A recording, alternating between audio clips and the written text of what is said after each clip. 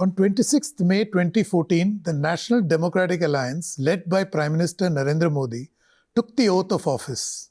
It marked the beginning of a new political chapter in India.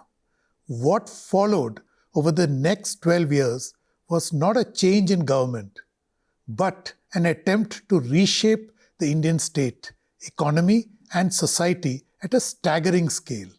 Bharat Reloaded, a special series to mark the 12th anniversary of the NDA, will look back at these momentous years through conversations with policymakers, economists, entrepreneurs, and investors. It will take stock of a decade that sought to reimagine India.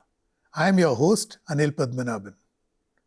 For decades, India's economy operated through a maze of permissions, procedural friction, and regulatory exceptions. It was a system shaped less by the rule of law and more by the rule of exceptions and discretion. Over the last 12 years, India has strived to make a gradual transition towards a more rules-based, trust-enabled economy. Through labor reforms, digitization, decriminalisation of laws under the Jan Vishwas framework, India strived to reduce friction, formalize the economy, and rebuild trust between the state, enterprise, and citizens. Our guest today, Manish Sabharwal, will walk us through this makeover. He is the co-founder of TeamLease and someone who has spent decades studying the ease of doing business, skilling, labor markets, and the future of work in India. Manish, you make a great point about the legacy of what India had and what has been undertaken in the last decade. Particularly this pivot from reforms of conviction, from earlier the reforms of, where you're forced to carry them out. Compulsion. Right. So I just had a quick follow-up. One fallout of that legacy has been that the informality which you flagged, it has created a kind of low-trust economy in India. The biggest example or metaphor for this is KYC. So these last decade and more, have we worked to chip away at this low-trust economy? And another question that another fallout of a low-trust economy is that they treat somebody who's honest and dishonest the same way. There's no premium on being honest. Well, that is because governance didn't shift from being rulers to being governors, right? There was a British mentality of subjects, which was carried forward in my mind in the Avadi Resolution and much of governance after independence, where we were placing our bets on control. The metaphor between entrepreneurs and government was tug of war. For one side to win, the other has to lose, rather than the dance between entrepreneurs, non-profits, and government. See, the government has an execution deficit, the private sector has a trust deficit, non-profits have a scale deficit, and everybody is looking down on everybody else, right? Everybody in the private sector thinks everybody in government is corrupt or incompetent. Everybody in government thinks everybody in the private sector is only profit-seeking. And non-profits look down on everybody because they are sanctimonious anyway. But this lack of teamwork, which really is the low trust that you are talking about, arose from a regulatory system which did not prize rules over deals. I think it's very dysfunctional for people to continuously think about corruption, which is the transmission losses between how the law is written, interpreted, practiced, and enforced. See, Stalin's head of secret police used to say, show me the person, I'll show you the crime. Right? Bureaucrats in India say, show me the person, I'll show you the rule. Now, this will obviously create a low-trust society. But more importantly, it will be economically inefficient and disastrous. Because everybody is trying to make a deal, everybody is trying to bribe somebody, everybody is trying to guess what is... while if we have clear rules, if we trust our people, Jan Vishwas as a concept, obviously we can talk later about the Jan Vishwas Bill and the Jan Vishwas Siddhant, which I think represents the next wave or the next, building on what has happened in the last 10 years, the next 10 years or 12 years. is about recognizing that if you write the laws for the chore, drunk driving is not an argument against cars. If you have a drunk driver, you don't ban cars. You issue licenses, you put the drunk driver in jail. But in India, we always write the law for the chore. So I think that mentality has in the regulatory system of the license Raj, which by definition believed the world was shortage rather than abundance. Right? Ambassador didn't have clients, it had hostages. Right? But after that we have released, and we didn't get wiped out by foreigners. The fastest growing car companies are Tatas and Mahindra today. They are Indian companies. They are doing very well. So I think the notion that we should be scared of foreigners informed that debate, which is just a lack of low self-esteem. We don't have to be Western to be modern. We do have to be modern. So we have to create a high trust society. And that's why I think this agenda of formalization and moving to Jan Vishwas has been a very important shift in thinking about reforms rather than copying the West. I think China, Deng Xiaoping used to call Gorbachev stupid because he took all the Western reforms and blindly did them. And then he lost his job and Russia has never recovered. While China said, yes, we need to modernize, but we will modernize at our own pace. We will modernize at our own recipe, and we won't blindly copy the West. So I think that it is important to recognize that 1991 was important, but it was incomplete. We left out education. We left out formalization. We left out corruption. We left out bank reform. We left out labor reform. We left out primary education reform. So I think it is obviously every country is a river rather than a pond, and you can never step in the same river twice because the river has changed and you have changed, as Heraclitus used to say. But my sense is that building on the last 12 years of formalization, moving to rules, lays a strong foundation or a niche for Jan Vishwas and Jan Vishwas Siddhant to become the basis of policy in the next 10 years. So what you're saying is that we are now launching a new philosophy of governance, which will be heavily leaning towards rules-based rather than the exceptions-based that existed earlier. This is not more cooks in the kitchen. It is a different recipe. See, there is a certain thought world that prior philosophy had of distrust. There is a certain thought world that it had of control. There is a certain lack of intellectual humility in Mahalanobis's spreadsheet model. An economy is not a spreadsheet. Biology is more important to understand than physics. Mahalanobis was a mathematician, which is even more assumes a level of understanding. So I think the level of the license Raj created an administrative state which was built on distrust, which was built on control, and which was built on certainty. I think the last 12 years are more intellectually humble. We recognize that the world is a difficult place and we have to make it is trying to release some of the controls, whether it is removing the criminal provisions, whether it is removing other things. And it is not built on certainty that old system had. In other words, once business is free from seeking permission, seeking clearances, their entrepreneurial spirits will be unleashed. So economic dynamism in the Indian economy should accelerate.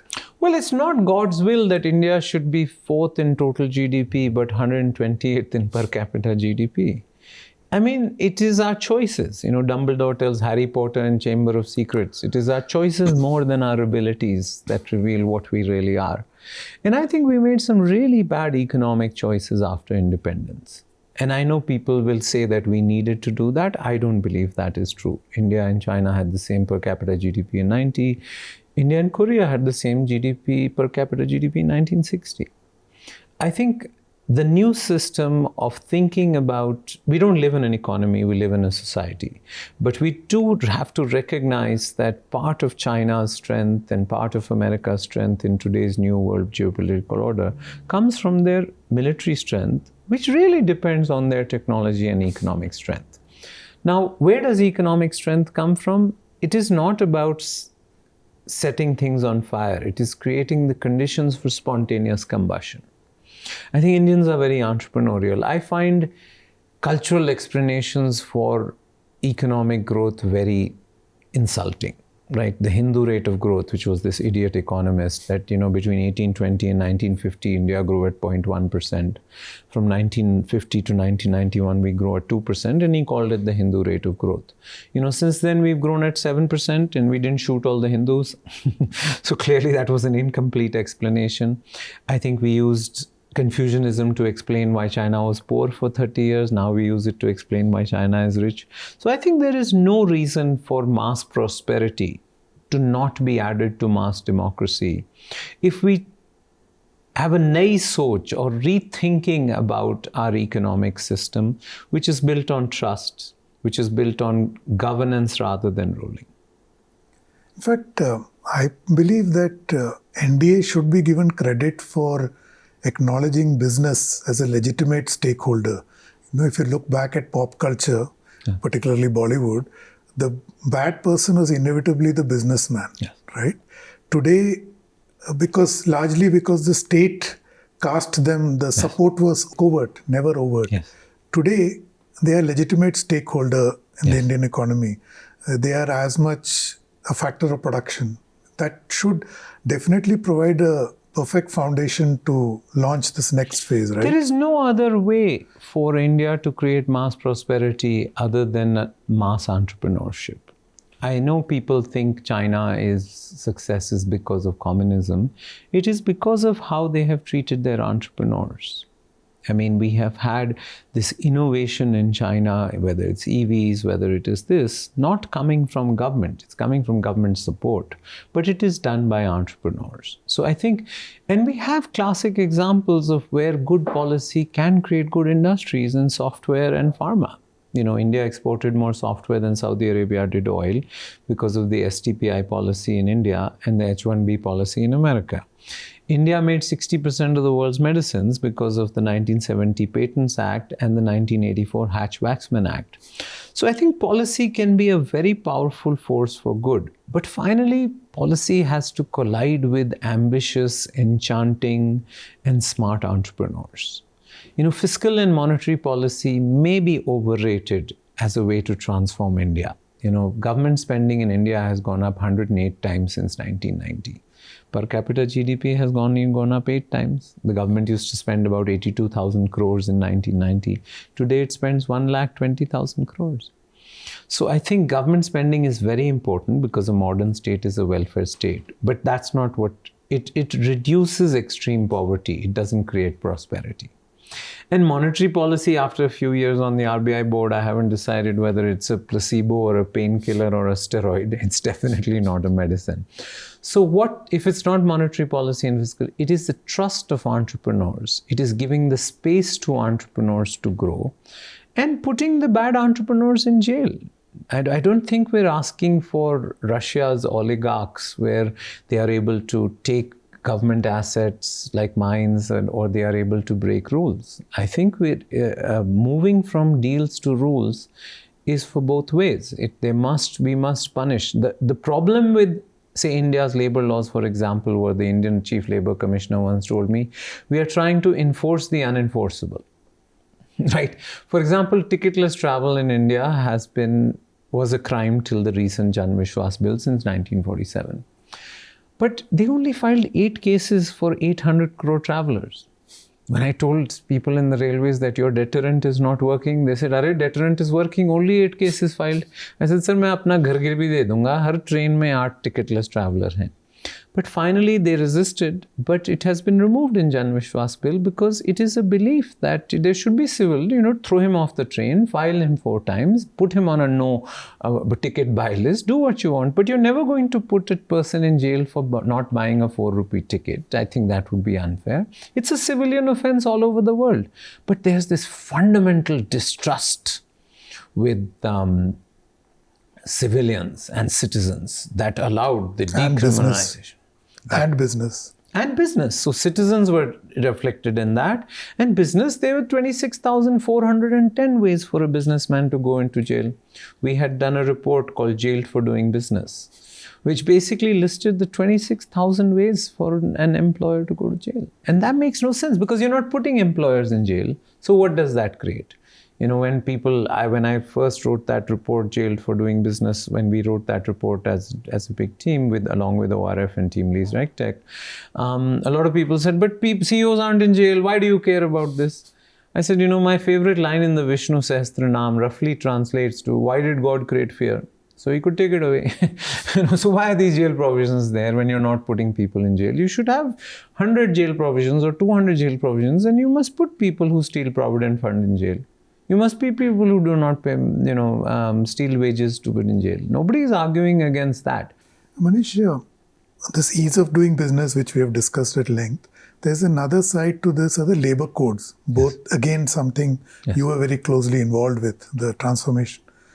So labor codes also renews this trust between all the economic agents in the country. I'm talking of the government, business and labor.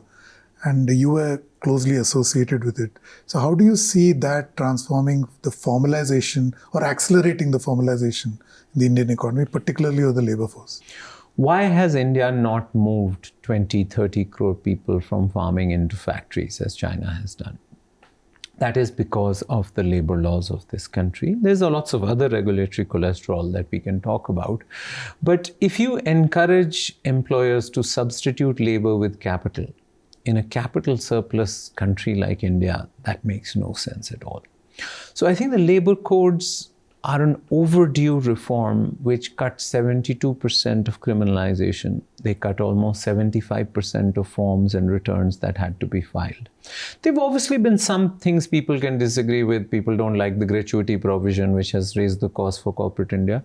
But corporate India has honorably taken the 30,000 crore hit from the social security codes.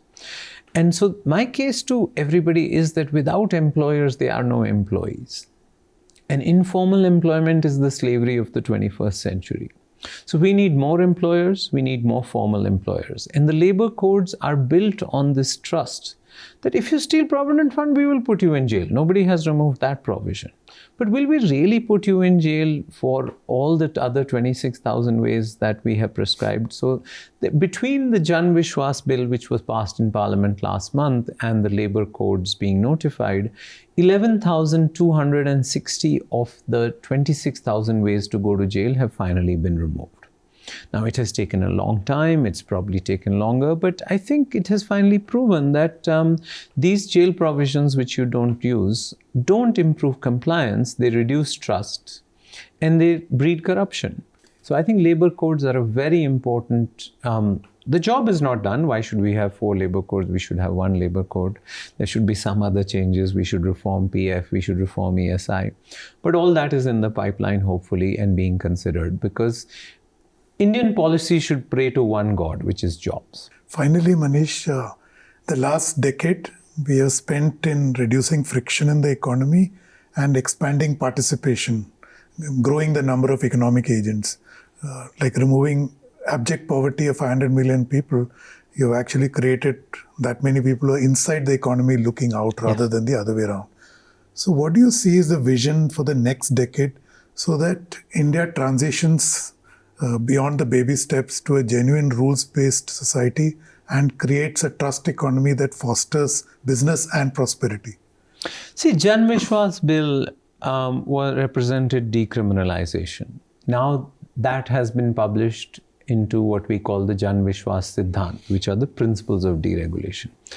Deregulation is turning out to be much harder than decriminalisation, because decriminalisation intuitively we recognize, while deregulation challenges the administrative state.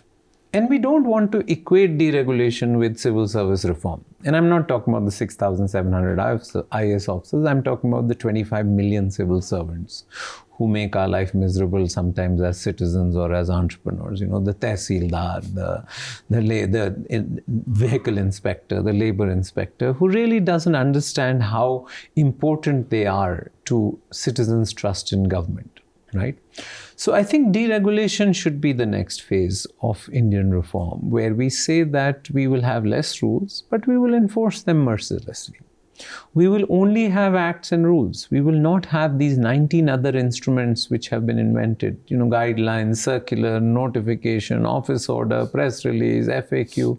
25-50. I think in my heuristic or unscientific estimate, I think rules are 25 times of acts and non-rules are 25 times of rules. And this is where we live. See, the government reads from left to right, which is acts and rules. We read from right to left. Guidelines, circular, notification, office order. We never get to the act, right?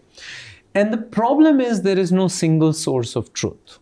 There is no single place called India Code. There is an India Code, but it only has acts. I think one of the biggest reforms we can do for our citizens is to create what I call the India Code guarantee, which is you go to this website, if this provision is not there, you need not comply.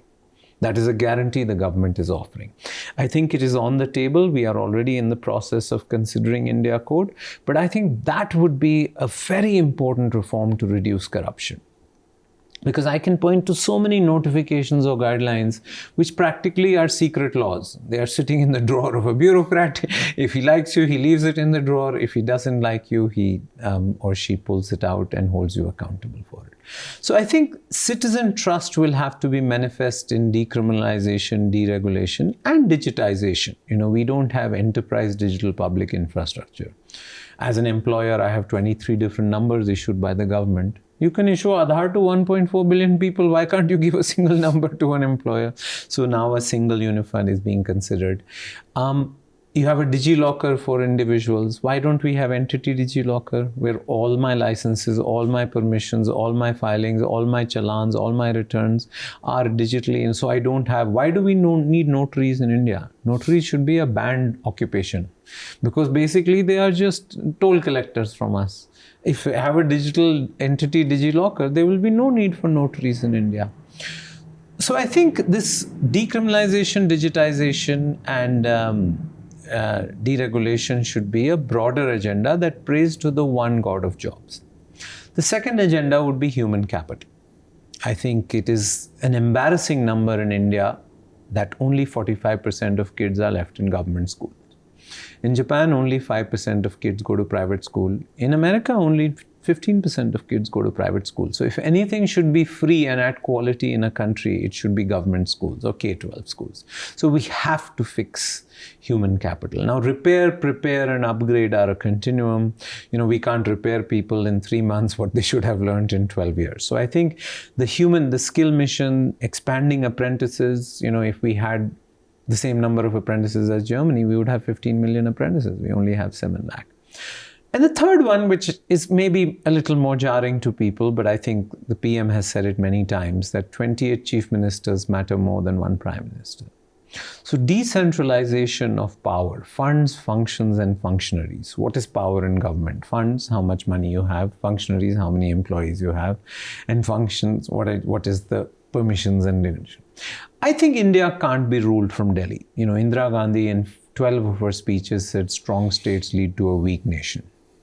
N.T. Ramarao was a chief minister who had responded the next day saying that the central government is a conceptual myth. Everything that matters to the daily life of citizens, police, education, healthcare is done by chief ministers. So I think there's a madhyam marg. Both extremes were wrong. Obviously, states cannot defend India. Obviously, states cannot make monetary policy. But I think there was part of that control regime after independence centralized too much power in Delhi. India cannot be run from Delhi. And over the last 12 years, actually, for the first time, state governments now spend more than the central government. See, now the central government spends about 48 lakh crores and state governments spend about 60 lakh crores. For the first 75 years of independence, that was not true. So I think in the last 12 years, we have decentralized funds. We are starting to decentralize functions. The labor code gives a lot of flexibility to states, which represents the decentralization of functions. Now we need to decentralize functionaries also. I'm not clear you need 250 people with the rank of Secretary to Government of India in Delhi. I don't think we need 75 ministries in Delhi, but that may be an idea whose time has not come. I think part of this lack of control too much control is having 75 ministries. We should have 20 ministries, 25 ministries. Japan only has 8 cabinet ministers. America only has 14. And UK only has 22. Why do we need 75? And we'd only need 25 people with the rank. So I think decentralization is a complex thing, but it will happen over time because we are recognizing. And China's genius wasn't some person in Beijing. And Deng Xiaoping was very important, but it was 200 mayors competing for investment. And we don't have mayors. In fact, our problem is that the third tier of government only spends 3% of total government spending and only has 15% of employment. Both in China and the US, 50% of spending and employment is at the third tier. So if we do the first one, which is deregulation, decriminalization, digitization, if we do the second one, human capital, and if we do the third one of decentralization, I think we have made a new appointment with our tryst with destiny. We missed our first appointment. Our new appointment is about adding mass prosperity to mass democracy. And then we will prove many people wrong. When I landed in the US in August 1994, there was a front page article on the Wall Street Journal which said that India is more interesting than important. I hope that journalist is eating the newspaper on which she wrote that, right? Because what's happening in India is not once in a decade or once in a millennium. It's really once in the lifetime of a country. And I think the last few years have been difficult for us because of the new geopolitical regime, right? And I think the only lesson from US trade negotiations or the Iran war's economic fallout on the rupee or many other things is that we have to make ourselves stronger. In this new world, we can't compare progress to where we were. We have to compare progress to where we can be and should be. As always, enlightening to speak to you, Manish. Thank you so much for speaking to us. Yeah. Undoubtedly, over the last decade, India has moved to improve the ease of doing business. Accordingly, it has undertaken several policy moves, including labor codes, decriminalization of laws, and a pivot to a trust-based governance. The big idea is to reimagine the rules of economic participation. But today's conversation also reminds us that employment is not merely about numbers. It is about dignity, aspiration, skills, mobility, and the ability of an economy to continuously create opportunity for the people. Because as India grows wealthier and more ambitious, the nature and composition of work will change. The next phase of India's transformation may depend not simply on creating jobs, but on creating pathways to the meaningful and productive participation in the economy. Thank you for watching.